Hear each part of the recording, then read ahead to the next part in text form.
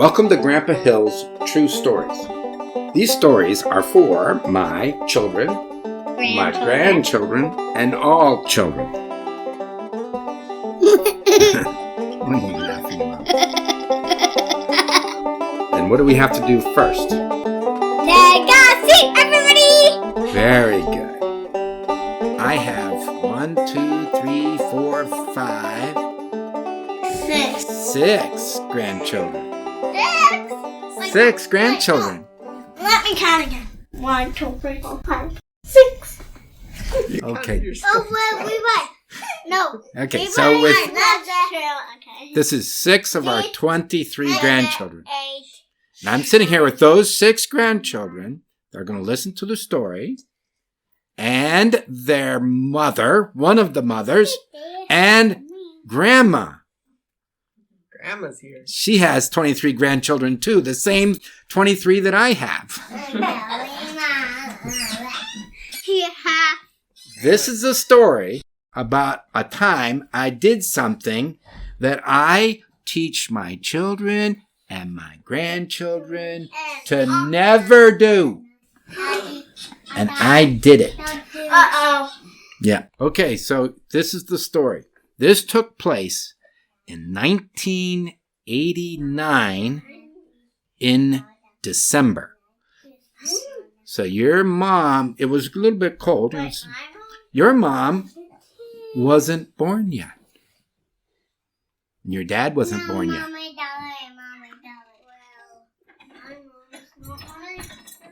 And David wasn't born yet either. This is a long time ago. Yeah. None of them. No. No, some of the grown-ups were born. But they were living in Minnesota, and Grandpa was living in Pennsylvania. I had been living in Pennsylvania. No. I was in Saltsburg. I was in a little room. A little room. That was my whole apartment.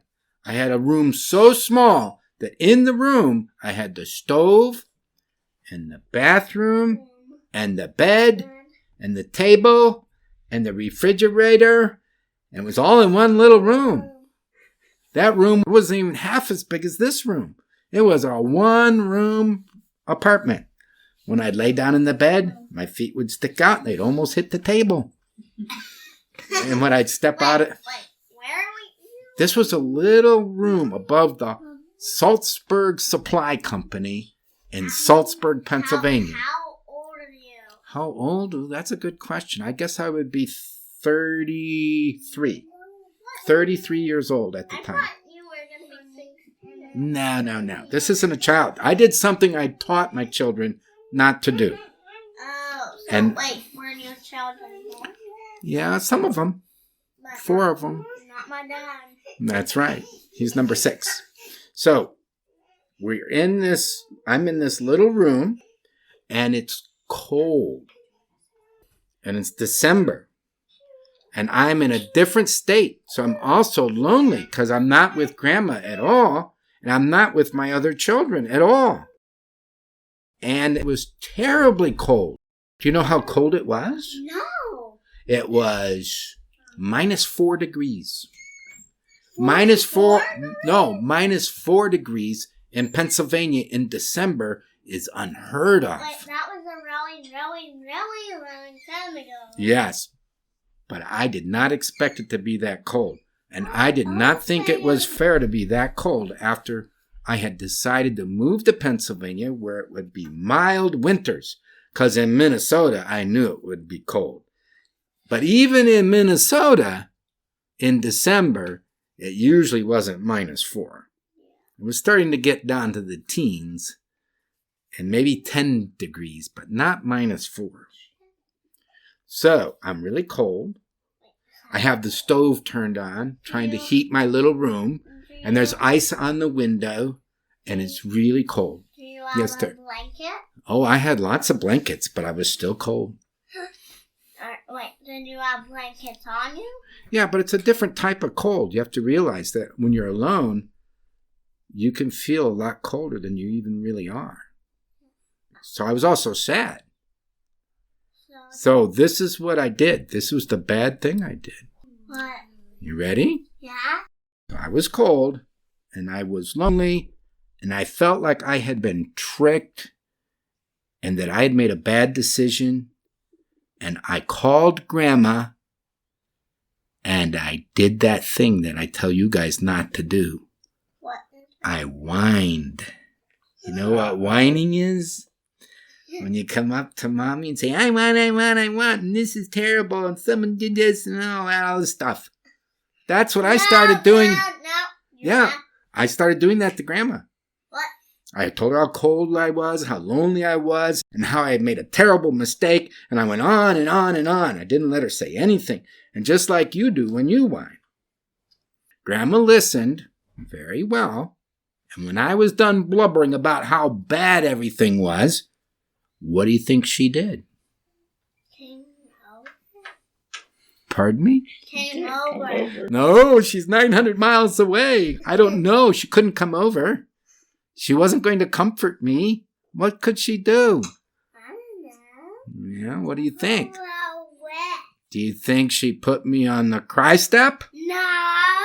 No. Do you think she told me to go to the cry step? No. No. Well, that's not what she did. That might be what you thought, though. So she gave me some information that I didn't know. She told me a story about shopping. I did not like to hear a story about shopping because I had just been done whining. And she knows I don't like to shop, especially before Christmas. Yeah, I So- went shopping just today. Yeah, so I was patient, but I didn't like hearing the story about shopping. And I was still cold. And she says, I'm going to tell you the story now that she told me. Well, today we went out to the mall. Already I don't like the story. Because that means she's going to spend money. And it's like, I'm way far away. I can't really get involved with the decisions about what she's doing and not doing. So it was a good time to go shopping. There weren't that many people, even though it was close to Christmas. That's strange, I thought. What was going on? Was it snowing? Because we'd get lots of snow. In December, especially. Oh, no snow. It was cold. Well, how cold was it? Well, I know you say not to trust the big clock thermometer. The one that's outside at the mall. Way up high. I always told her those are not accurate. You can't trust them. So she said, well, I know you said not to trust it, but it said this evening, minus 43 degrees.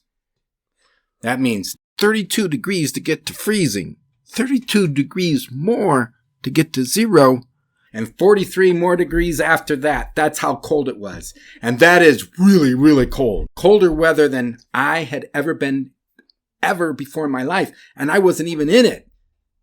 Grandma was in it. And I was so surprised that she had been out and toughed the weather and everything else. And then was asking, wow, were you okay? Did the car run okay? she says, oh yes. And dear, do you still want to come home and live in Minnesota?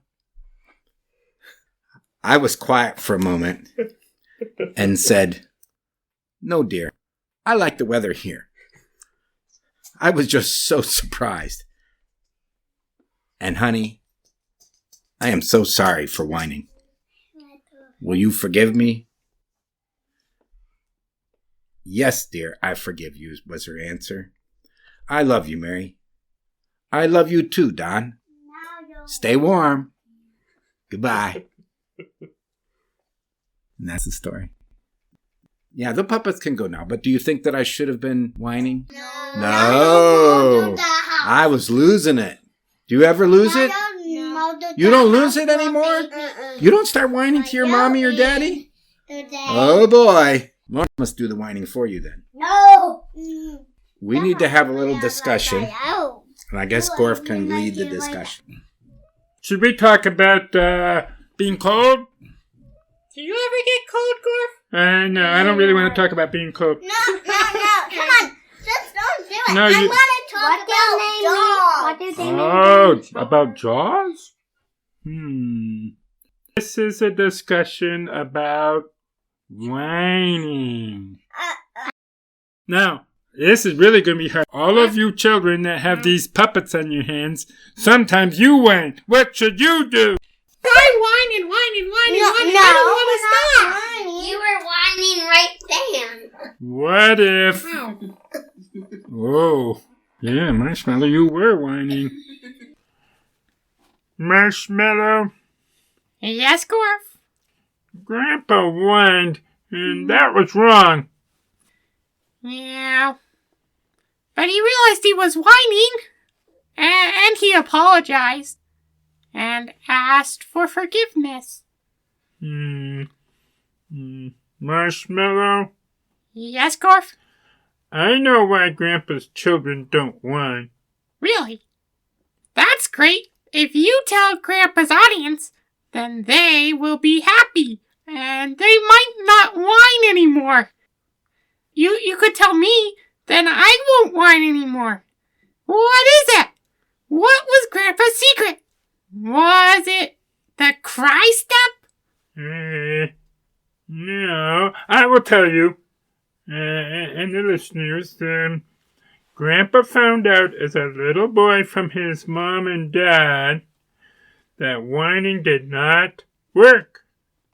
It got him less attention and less of what he wanted. So I think Grandpa made sure that whining never worked for his own children. What about his grandchildren? They whine, don't they? Oh, yes, they do, but they are learning, and some are learning very quickly from their parents that whining doesn't work. The parents have to make it not work. How do they do that? Marshmallow, Mm-hmm. do you ever whine? Like for food when you're hungry? Or when you want to go outside and play? Or when David gets a lot of homework and he has no time for puppets? Or when you get ignored by other puppets? Or life just doesn't seem fair? Do you ever ask more than once and keep asking and asking until David finally gives in and gives you what you want? Well, Gorf, I guess I do whine sometimes. I sure hope David will care about me and teach me not to whine. I want to grow up and be a grand and wise and kind, generous and responsible raccoon someday. I want to have what David calls virtues. I think David will help you a lot. He will help you to learn to not whine. David will help you learn to make good use of your time. David will really cares about you, Marshmallow. You will learn to be responsible, and he will make sure that whining never works for you. That's great! I think. You don't get to whine anymore.